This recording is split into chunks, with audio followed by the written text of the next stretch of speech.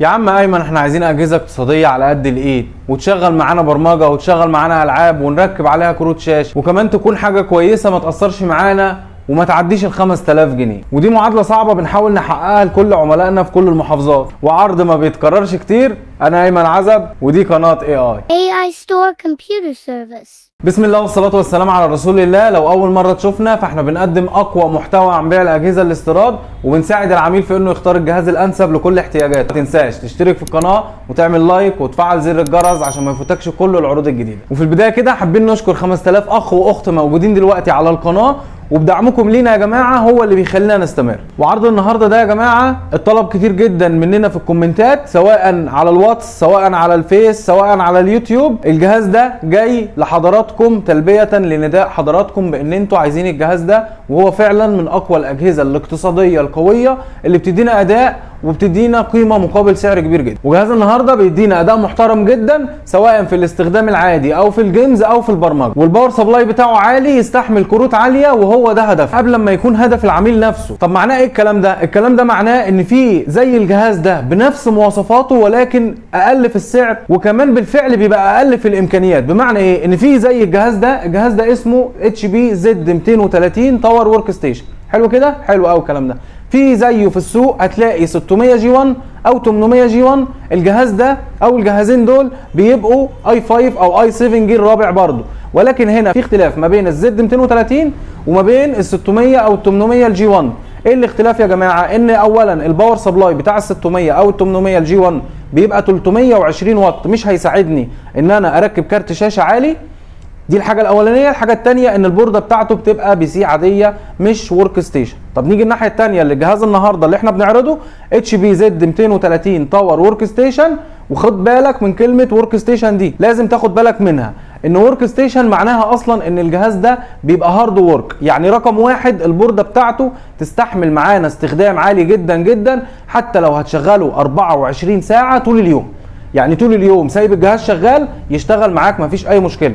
الاختلاف الثاني ما بين الاجهزه الارخص في الفئه بتاعته ان البورده بتاعت الزد 230 البورده بتاعته بتبقى ورك ستيشن، يعني هارد وورك اكتر، تشتغل معانا عدد ساعات كتير طول اليوم. وده اللي بيخلينا احنا ما نجيبش ولا ال 600 الجي 1 ولا ال 800 الجي 1، لان بوردته اقل من الزد 230 والباور بتاعه اقل من الزد 230. وهو ده اللي احنا بندور عليه زي ما قلنا لهدف العميل قبل ما يكون هدفنا احنا.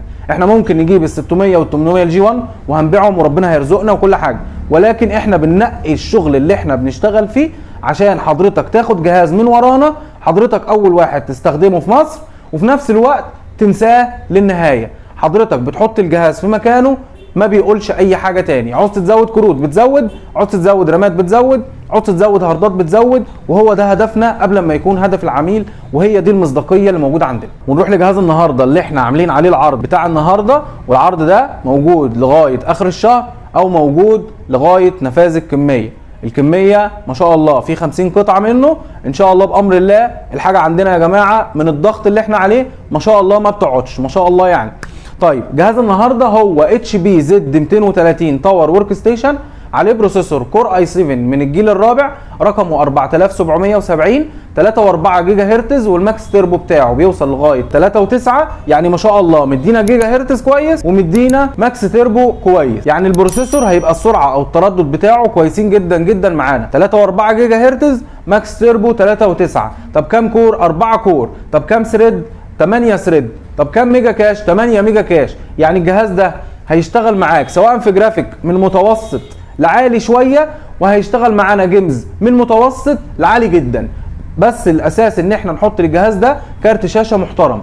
طيب الباور سبلاي بيدعم معانا كارت شاشه محترم. الباور فيه 6 بن 400 واط فعلي، فيه 6 بن يدعم معانا الكروت العاليه مفيش اي مشكله. وبيجي معاه كمان رام 8 جيجا DDR3 قابله للزياده، والجهاز ده بيشيل رامات لغايه 32 جيجا رام، ومعاه هارد HDD 500 جيجا. وبعد الامكانيات اللي احنا قلناها دي متاح تعديل الامكانيات حسب رغبه حضرتك مفيش اي مشكله. ونروح مع بعض زي ما متعودين نشوف حاله الجهاز داخليا وخارجيا ونوصف المخارج بتاعته. طبعا الناس اللي بتسالنا على حاله الاجهزه والوصف بتاعها بيبقى عامل ازاي، احنا عندنا 4 سلوت رام.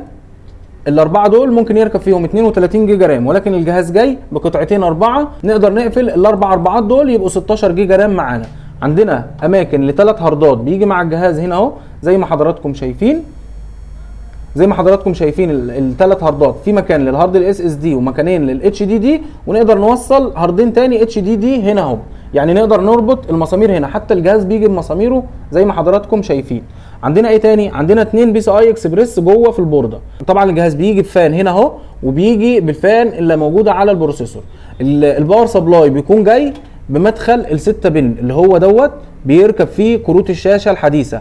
بص الجهاز جاي بالقفيز بتاعه والله ما اتفك، يعني بص بترابه اهو، يعني الجهاز جاي بترابه لسه ما تنضفش حتى. يعني العرض اللي بيتعرض ده حضرتك بتشوف الجهاز جاي بالقفيز بتاعه بتاع بلاده اهو، عشان بس الناس اللي بتعرض علينا شغل شركات وشغل سايبرات وبيبقى الشغل مهلوك جدا يعني، وبيبان البورده المهلوكه بتبقى باينه عن البورده الكويسه اللي زي كده. الباور سبلاي هحاول ان انا اوريه لحضراتكم، هو 400 واط فعلي مكان صباعي اهو، 400 واط في نص الشاشه زي ما حضراتكم شايفين. ما شاء الله حاله الاجهزه حاله محترمه جدا جدا زي ما حضراتكم شايفين كده اهو. حاله الجهاز من قدام بيكون فيه الحلقه اهي، بيكون في الجهاز من قدام واحد يو اس بي 2 ده فاست تشارج للعلامه اللي هي زي ما حضراتكم شايفين اللي هي العلامه بتاعت الكهرباء دي كده، وعندنا 2 يو اس بي 2 وعندنا 2 يو اس بي 3 وعندنا مدخل المايك والسماعات. ده شكل الجهاز من قدام، بيكون حاجه محترمه جدا جدا دي تليق بحضراتكم. شكل الجهاز من ورا بيكون دي المخارج بتاعته، بيبقى فيه 2 يو اس بي 2 وموجود 2 مدخل ديسبلاي بورت، والديسبلاي بورت بيوصل معانا لغايه 4K يا جماعه للناس اللي ما تعرفش. يعني الديسبلاي بورت للي ما يعرفوش لا بيبقى حاجه محترمه جدا جدا. عندنا كمان مدخل الدي في اي اللي هو الابيض دوت، وعندنا 2 يو اس بي 3 هنا و2 يو اس بي 2 هنا، ومدخل السماعات طبعا زي ما حضراتكم شايفين. يعني عندنا ورا 6 يو اس بي وعندنا قدام 4 يو اس بي. ما شاء الله حاجه محترمه جدا تليق بحضراتكم. وطبعا اللي اتعامل معانا عارف ان الاجهزه عندنا بفضل الله حضرتك اول واحد يستخدمها في مصر بحاله الزيرو زي ما حضراتكم شايفين، والجهاز اللي بيتعرض حضرتك بتاخد زيه تيبيكال بالظبط، مفيش اي اختلاف 1%. حضرتك اول واحد، واحنا بنأكد على دي، حضرتك اول واحد يستخدم الجهاز في مصر، مفيش حد يستخدمه قبلك، واحنا ما بنشتريش شغل شركات ولا شغل سايبرات بتصفي ولا عندنا اجهزه مهلوكه.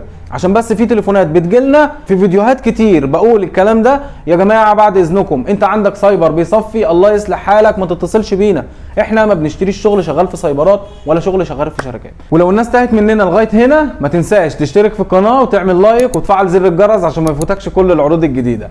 ولغايه هنا حتى لو حضرتك مش مركز معانا في الفيديو او الامور دخلت في بعضها، هنعيد المواصفات من تاني. هو جهاز اتش بي زد 230 تاور ورك ستيشن، عليه بروسيسور كور اي 7 من الجيل الرابع رقمه 4770، عليه رامات 8 جيجا دي دي ار 3، وهارد اتش دي دي 500 جيجا، وباور سبلاي فعلي 400 واط، وحاله الجهاز حاله الزيرو. الجهاز ده فقط وحصري لعملاء شركه اي اي ب 4800 جنيه بس، والله يا بلاش. ولكل اخواتنا وحبايبنا اللي بنتشرف ان احنا بنشحن لهم في كل المحافظات، حضرتك بتحول لنا على الارقام الموجوده على الشاشه دلوقتي 200 جنيه جديه شراء، وبتدينا على الواتس الاسم والعنوان ورقمين تليفون، واحنا بنجهز الجهاز لحضرتك زي ما اتفقنا بالامكانيات بالظبط، وبنصوره لحضرتك فيديو، وحضرتك بنشحن الجهاز لشركه الشحن او بنوصل الجهاز لشركه الشحن، وحضرتك لما الجهاز بيوصل لك بتدفع باقي الثمن عند الاستلام. ولكل اخواتنا وحبايبنا اللي عايزين ينورونا في الفرع، احنا عنواننا في القاهره الزيتون شارع ترعه الجبل امام مسجد الظواهري بجوار فتح الله جمله مارك. والناس اللي بتسال على الضمان، احنا ضماننا 3 شهور استبدال من تاريخ الشراء، وحتى لو ضمانك خلص وواجهتك مشكله احنا بنساعدك في حلها. والناس اللي جربت الضمان عندنا تكتب لنا في الكومنت. وبالنسبه للعروض اللي جايه او الناس اللي بتسال عليها، عد عندك وانتظر العروض اللي جايه دي. عندنا الزد 4 جي 4 تاور ورك ستيشن للناس اللي بتسال عليه، عندنا الزد 240 تاور ورك ستيشن للناس اللي بتسال عليه، طبعا الوحش بتاعنا الزد 440 اللي ما شاء الله ناس كتير جدا جدا جدا خدته وشكرت فيه ومش مقصر معانا مع حد. بالنسبه للناس اللي بتسال على التجميع، موجود تجميعات اي 5 جيل سادس واي 5 جيل عاشر، وانتظروا مزيد من العروض اللي تليق حضراتكم بامر الله. والسلام عليكم ورحمه الله وبركاته. AI Store Computer Service.